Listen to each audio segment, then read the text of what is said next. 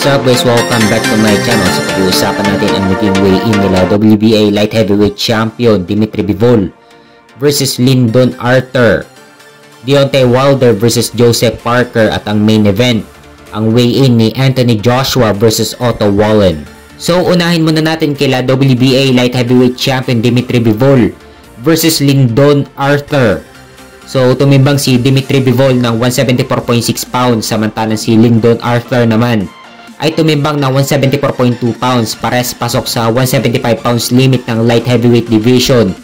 Kaya naman tuloy na ang laban nila bukas. Nakataya ang WBA light heavyweight title ni Dimitri Bivol. Dako naman tayo kay Deontay Wilder versus Joseph Parker. So tumimbang si Wilder ng 213 pounds. Samantalang si Joseph Parker naman ay tumimbang ng 245.3 pounds. Mas mabigat nga lang si Parker ng 32.3 pounds kay Wilder. At ang main event, ang weigh-in ni Anthony Joshua versus Otto Wallin.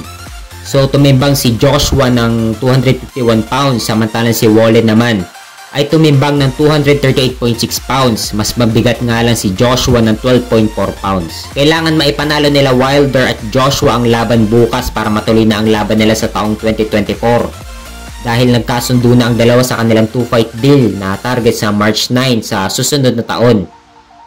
Kaya ang kailangan na lang gawin ni Wilder at Joshua ay maipanalo ang laban nila bukas.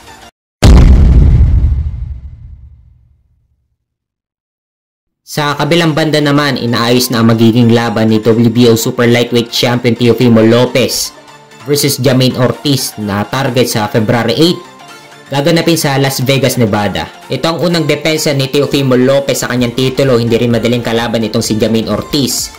Siya ang nagpahirap kay Lomachenko nung laban nila nung nakaraang taon. Dito masusubukan ng husto si Teofimo Lopez. Kung manalo dito si Teofimo Lopez, inaasahan ang unification nila ni Devin Haney sa susunod na taon.